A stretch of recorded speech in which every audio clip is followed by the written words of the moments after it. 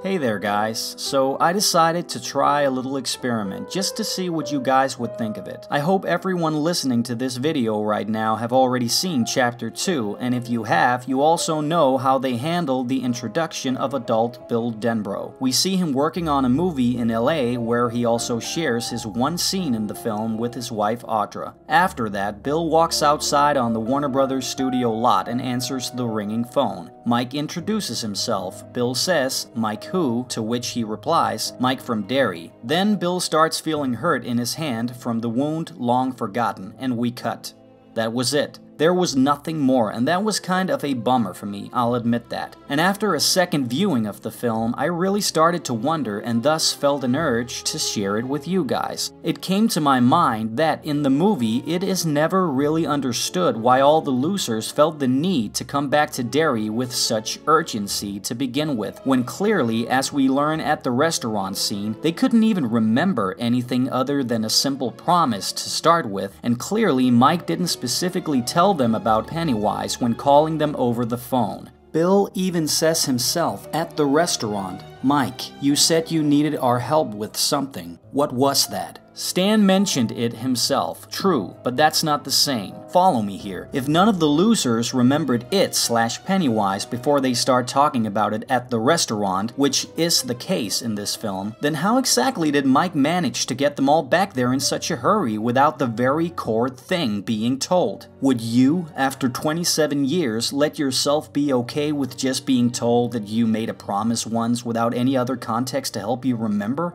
That was weird, mostly because we never fully understood how Mike went about bringing them all back on such a vague note. Stan clearly was the only one in the group that for some reason still remembered, and he himself says to Mike, "It's come back, isn't it? That's why you're calling me, right?" And then he commits suicide. When Mike talks to Bev, we don't see her pick up the phone. No, they're already in the midst of that conversation when we catch up with them. And he never tells her it is back. He just talks to her about forgotten memories, but it's all so damn vague. Ben gets a text, and we see him with the phone up to his ear, but never any conversation. Eddie's introduction in the car is played for laughs when Mike calls, and he ends up crashing his car. We never hear that conversation other than Eddie asking, "Mike who?" That's it. In regards to Richie, right after Eddie crashes the car, we abrupt cut over to him outside vomiting. All of them was glossed over in a matter of 2 minutes. And those calls were also our introduction to all the grown-up adult losers whom we hadn't seen for 27 years. And it's because of the absence of such important sequences that it all becomes unclear and weird when they all arrive. They should have taken greater care in really showcasing exactly what strategy Mike used, at least with Bill. The other ones, they could have went a little different about it, but they should have never cut them entirely. This here will simply be my vision for the conversation between Bill and Mike. Just imagine the exact same way it was set up in the actual movie we've all just seen.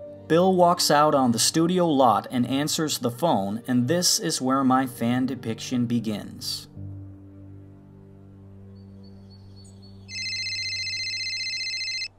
Hey, you're on the phone with Bill. Bill, it's Mike. Mike. I'm sorry, Mike who? Mike Hanlon, Bill. Okay, Mr. Hanlon, this is kind of embarrassing, but I'm still sort of drawing a blank here. It's alright, Bill. It's Mike Hanlon from Derry. Holy shit, Mike? Is that really you? Yeah, buddy, it's me. Well, this is a voice from the past. How the hell are you? How long has it been? 27 years. 27 years? My God, at first I was completely... Bill. Yeah? It's back. What's back, Mike? I'm not following here. No, trust me, this is weird for me too. I've been circling around just how to approach this conversation, and there's a reason for that. Well, whatever it is, just spit it out, Mike. Yeah, just spit it out, right. Bill, do you remember the promise? Our oath? Oath?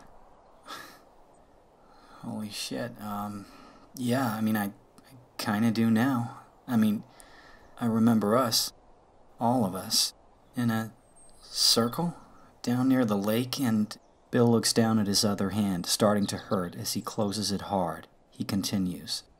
God, Mike, I'm starting to feel kind of weird here. I mean, I do remember a promise, but not specifically what it was about, and Bill's cut off by an assistant opening a door nearby. Hey, Mr. Denbrough, they're asking for you in here. Yeah, okay, look, I gotta take care of this here. I'll be in a few, alright? The young assistant with his Warner Brothers cap on, chewing his gum, just nods, saying, "Okie dokie," and closes the door again. Bill returns his focus to the conversation at hand while walking over to a trailer nearby, getting inside of it, closing the door behind him.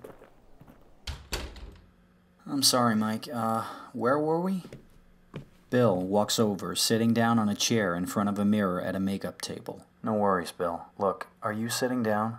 Yeah, I am now. Look, Mike, what's all this about? It's all completely foggy to me. I mean, honest to God, I haven't even thought of Darian, since forever, let alone about you or any of the others. It's like I completely... Forgot. Yeah, forgot, and I don't get why.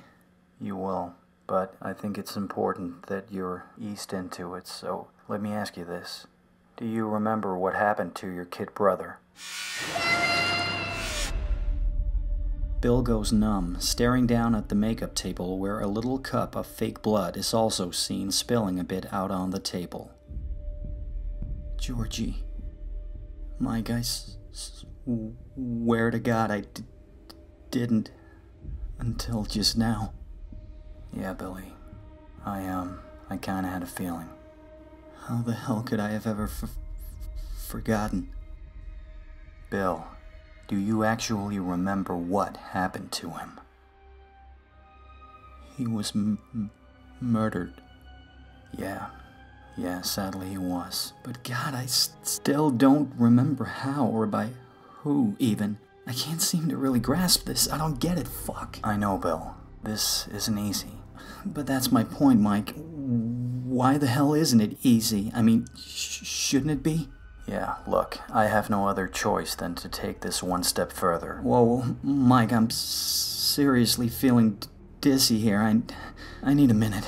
It's alright, Billy. Just take some deep breaths and listen to my voice for a second. Bill sets the phone on speaker and lays it down on the table in front of him. He rests his elbows on his thighs, with his head leaning backwards, looking up at the ceiling for a bit. Bill sees a little spider near one of the corners as Mike continues.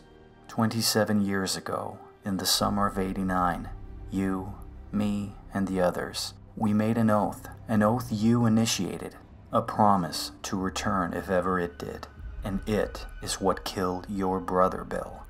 Do you remember? There's a pause. Bill, you there? Bill is seen starting to sweat, now once again looking down in the palm of his hand where the scar is seen, ever so slightly opened up. Tell me, Mike, what is it? What am I not remembering exactly? Well, after Georgie, if you still have to ask, I'd prefer not to push on it any further, Bill, just for now. I only need to know, will you come back? Mike, I'm not saying no here, but I don't understand. Someone knocks on the trailer's door. Hey, Mr. Denbrough, you in there? Yeah, look, I'm not quite done here. Okie dokie, but your wife keeps asking for... Look, I need a fucking minute here, alright? Sorry. Bill turns his head back, looking into the mirror, seeing himself looking quite pale and breathing heavier than moments before. As I was wanting to ask, Mike, why can't you just lay it all out there right now? I mean, come on, what's the big deal? I have my reasons, Bill. Your reasons? What the hell does that mean? It's too much too soon, Bill. Mike, buddy, look, I'm sorry, but that's not good enough. I mean, you can't just call me up out of the blue after almost 3 fucking decades asking me to drop everything on the hat and come back to Derry? And for what? A promise we made as kids that you, for some weird reason, won't tell me anything else about when saying I don't remember? I mean, what the hell? And I got commitments here, Mike. I'm in the midst of a production mess. I have a whole ending I need to rewrite now, and... Bill, I know you're scared, man, But if I were to drop anything else on you at this very moment, I'm afraid it'll backfire drastically. Do you hear me? Now look, I promise I will explain everything when you arrive, but it's for the best if we're all together when I do. You gotta trust me on this one. Trust? Trust is a two-way street, Mike. Yes, it is. But right now, I need you to trust that I know something you don't, and that there's a reason I want the group to be together before I tell you any more. Lucky 7, Bill. Oh my god, lucky 7. Another thing I didn't remember until you just said it. There really isn't much time, Bill. Will you come? You're seriously not gonna tell me anything else? Bill. God damn it. Yes, of course I'll come. When? Where exactly? Restaurant, downtown Derry, tomorrow night at 7. I'll text you the address. Yeah, do that. I'll see you soon, Big Bill. Until then, you take care, okay? Yeah. Oh, Mike, wait a sec. Yeah, what is it, Bill? Have you talked with any of the others yet? No, you're my first call. Well, what are you gonna tell them if they push you on the subject? Bill, if they don't remember anything else beyond a promise, when asked, I'm gonna tell them the exact same thing I just told you. Oh, yeah, right. Makes sense. I'll see you there, Big Bill. See you there, Mike. Bye.